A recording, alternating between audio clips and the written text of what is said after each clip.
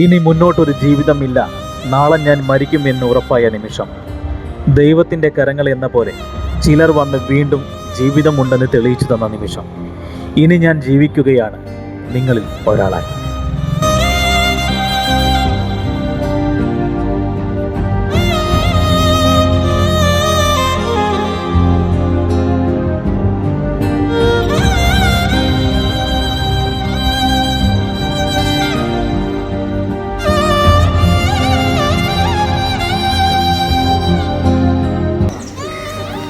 നമ്മളിവിടുത്തെ ഓച്ചിറ അമ്പലത്തിലെ ഒരു അന്തേവാസിയാണ് കേട്ടോ.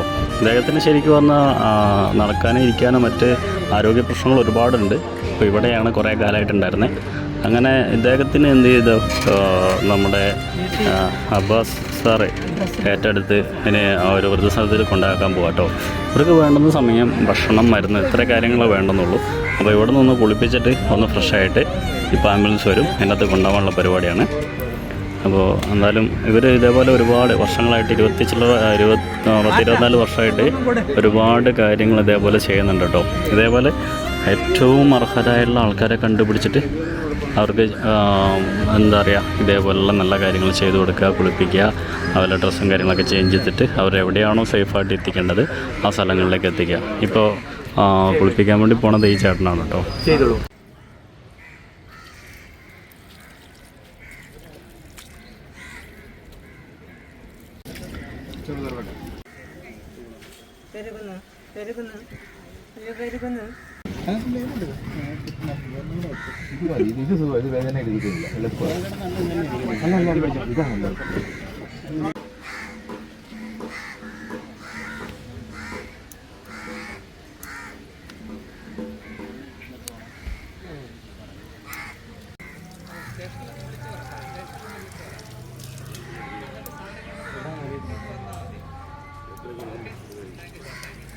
ഞാൻ പണ്ട് എലിക്കട്ടാസിലായിരുന്നു.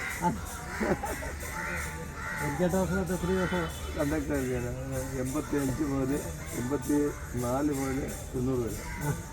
അന്നേരം അറിയാൻ പറ്റുമോ? പിന്നെ അതെ, പക്ഷേ ഭാവന മാറിപ്പോയി, ടേസ്റ്റൊക്കെ മാറി. അങ്ങനെ സാധനമില്ല. അത് വീഡിയോ മാനുണ്ടായിരുന്നു, വിനോദം അതല്ല.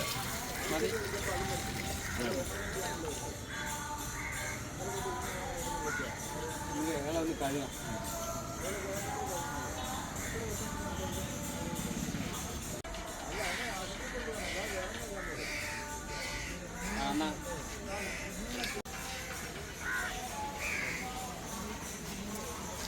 ഷോപ്പ് എല്ലാം വിളിക്കുന്നു.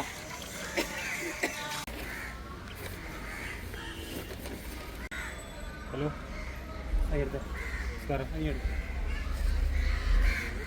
ആ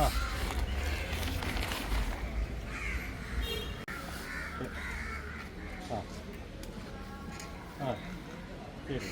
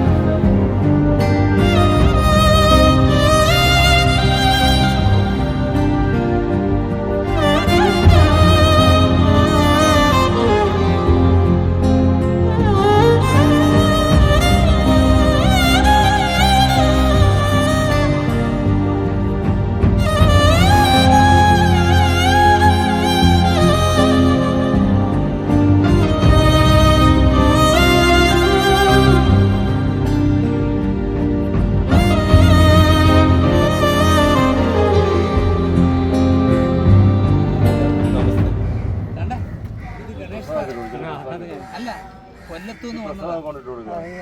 ശ്യാംജി. അവർ രണ്ടുപേരുടെ കൊല്ലത്തുനിന്നേ ഞാൻ വിളിച്ചു കഴിഞ്ഞപ്പോൾ ഇതിനു വേണ്ടി വന്ന. ഇത് കണ്ണൻ, ഇത് സ്വാമി. കേൾക്കാൻ വയ്യ. ഇത് സ്വാമി ശ്രീസദൻ. അത് പിന്നെ എനിക്ക് ഏറ്റവും വലിയ അഭിമാനത്തോടെ പറയാനുള്ള ഒരു കാര്യം അതല്ല, അദ്ദേഹത്തെ അറിയുന്ന കാര്യമല്ല. രണ്ട് സഹോദരങ്ങൾ ഇവര് ഒരു മിഷനായിട്ട് ഇറങ്ങി തിരിച്ചതാ. വയനാട്ടിലുള്ള ഈ എന്നെപ്പോലുള്ള ഭിന്നശേഷിക്കാരായിട്ടുള്ളവർ 5 വീട് വെച്ചു കൊടുക്കാൻ വേണ്ടി 1 രൂപ ചലഞ്ചായിട്ട് ഇറങ്ങിയതാണ്. ഇപ്പോൾ എല്ലാം ആരെങ്കിലും കൊടുത്ത പൈസ കൊണ്ട് 22 സെൻറ്റ് വസ്തു വാങ്ങിച്ചു. അദ്ദേഹം സ്കൂളിൽ അധ്യാപകനാണ്. ഇദ്ദേഹം ബിടെക് കഴിഞ്ഞിട്ട് പിന്നെ മൊബൈലിൻ്റെ ഇത് നടക്കും. ഇപ്പം വന്ന സന്തോഷവാനാണോ? മാവെടുത്ത് പറയും. ഇവിടെ നോക്കി പറ. ഓക്കെ സന്തോഷമായോ? ഓക്കെ അല്ലേ?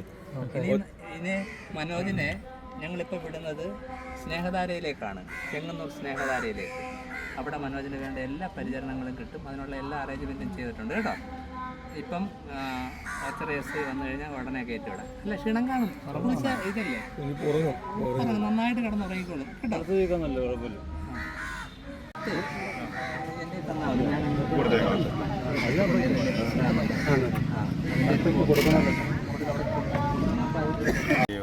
അമ്പലത്തിൽ ഉപേക്ഷിക്കപ്പെട്ട നിലയിൽ കാണപ്പെട്ട മനോജിനെ